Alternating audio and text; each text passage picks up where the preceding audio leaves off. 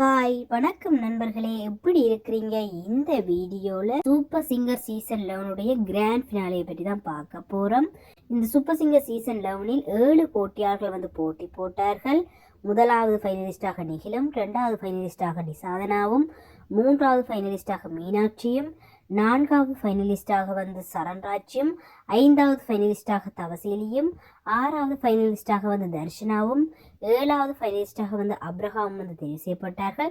இவர்களுக்கு இடையில கடும் போட்டி நிலவியது. சூப்பர் சிங்கர் சீசன் 11 6வது இடத்தை தர்சனா அவர்கள் பிடித்துள்ளார். 5வது இடத்தை அப்ரஹாம் பிடித்திருந்தார். அவருக்கு 3 லட்சம் பெறுமதியான பணப்பரிசு கிடைக்கிறது. 4வது பிளேஸ் தவசீலிக்கு கிடைக்கிறது. அவருக்கு 3 லட்சம் பெறுமதியான பணப்பரிசு கிடைக்கிறது. மக்களின் மனதை golden voice of the season award Balapriya அவர்களுக்கு கிடைக்கிறது. இந்த சீசனுடைய செகண்ட் ரன்னர் அப்பாக மீனாட்சி அவர்கள் வந்திருப்பார். அவருக்கு 5 லட்சம் பண பெறுமதி கிடைக்கிறது. ஃபர்ஸ்ட் ரன்னர் அப்பாக 2 பேர் இருக்கிறார்கள். அவர்கள் யார் யார் என்று சொன்னால் சரண்ராஜும் சாதனாவும். இருவருக்குமே தலா 10 லட்சம் பெறுமதியான பணப்பரிசு கிடைக்கிறது. இதில் ஒரு பரிசை கேஜி நிறுவனமும், இன்னொரு பணப்பரிசை விஜய் டிவியும் பொறுப்பேற்கிறது என்று சொன்னால் ஒரு பரிசு தான் அறிவித்திருந்தார்கள்.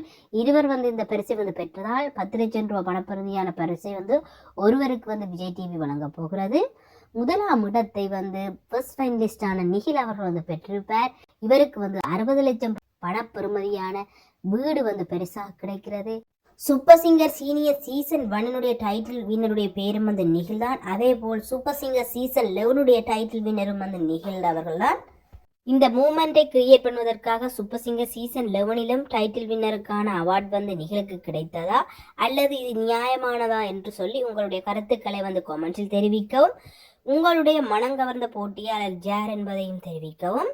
அது மட்டும் இல்லாமல் மிக விரைவில் சூப்பர் சிங்கர் ஜூனியர் சீசன் 11 ஆரம்பிக்கும் என்று நினைக்கிறேன். மீண்டும் ஒரு சூப்பரான வீடியோ சந்திக்கிறேன். நன்றி, வணக்கம்.